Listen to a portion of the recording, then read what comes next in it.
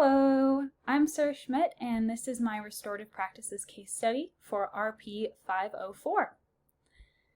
In this case study, I will be discussing the following scenarios: a proactive scenario of creating a classroom community, and a reactive scenario of responding to bullying. Both of these scenarios are real, and they actually did happen. I was a teacher for 4th grade students, so in this picture you can see part of what our community sort of looks like. That's me walking with 2 of my most challenging students I had that year, and just having a conversation with them. They were having a hard time, and so we were able to work together and figure out what to do next. So let's take a look at how I created a classroom community.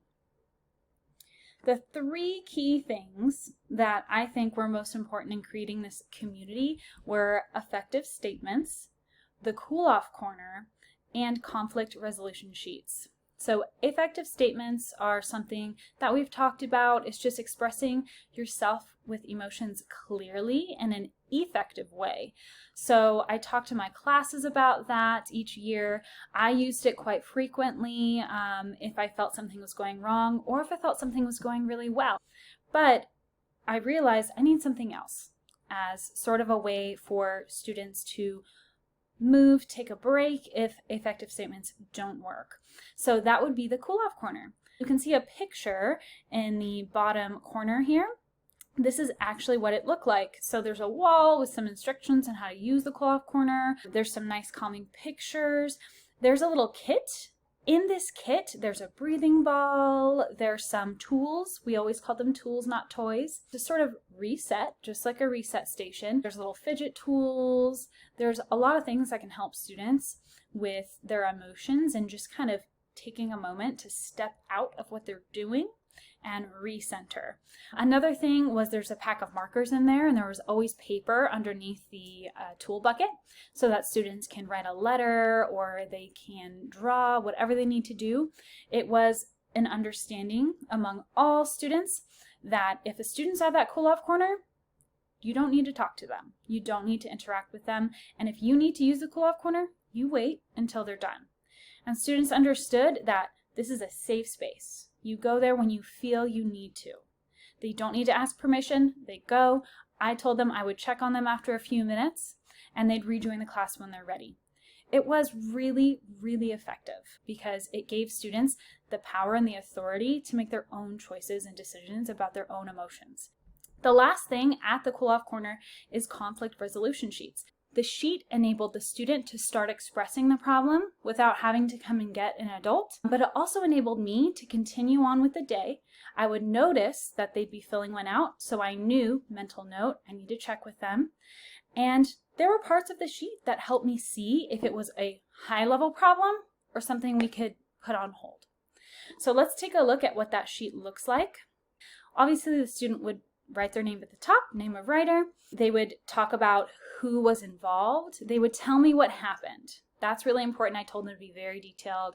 How did you try to solve it, right? That was important at the time because we were really trying to push students to solve their own problem on their own first before they tried to come to us. Then the last parts of the sheet are, what can my teacher do to help resolve the issue? Are you hurt physically? So these are the things I would look at first. If they circled yes, I would stop what I'm doing and I would go do the problem. If they circled no, I could think, okay, we may be able to wait. Do you need a break to calm down? Yes would show me, hey, they're going to be at the cool-off corner for a while. No would show me, there is a problem, but they're able to go work for now. Then there's a section at the bottom, just adding anything else the teacher needs to know. So it was really helpful as far as building that community. The students felt empowered to solve their own problems. In the middle of the year, we ended up having student mediators, and they would take the sheets if they felt comfortable, and they would be able to solve the problems. In the response to bullying, I decided to do a heavy problems lesson. So you can see there's a picture at the bottom of the screen here. This is half of the circle, but everyone's sitting in the circle. The purpose of this circle was to learn empathy and find solutions to avoid or to stop bullying completely. So we started out with a check-in. And my check-in would be, what kind of weather best describes your emotions right now? And that would give me an idea of who may have been bullied that day or who's doing well. Next, we talked about bullying. I asked, what is bullying? And this was a sequential circle. So everyone needed to go around and answer. And we had some interesting answers come up. The next thing I did is I had a bucket of rocks. This bucket of rocks came from my dog. She collects rocks. There were 30 rocks that were collected by my dog, and I brought them in. Well, I washed them, but then I brought them in and I passed the bucket around. I asked students to feel how heavy it was. Then I talked about how each rock represents a problem. Some are big rocks, big problems. Some are small rocks, small problems. Everyone has different problems. So the next thing I asked students to pass around that bucket and pull out one rock that they felt represented their problems at this time. So everyone had a rock. The bucket was empty by the time it came back to me. The next step is we pass that empty bucket back around. And each time a student put their rock in the bucket, they explained their problem and why it was affecting them. This was very powerful. We heard a lot of problems that a lot of students didn't know about. Once everyone had their rock back in the bucket, we were able to check out. The check out was, what's something you'd like to say to someone in our circle that could help them with their problem? Or maybe something that could cheer them up. What's something you could say to make the situation better for them? And this is where we came up with those solutions to bullying.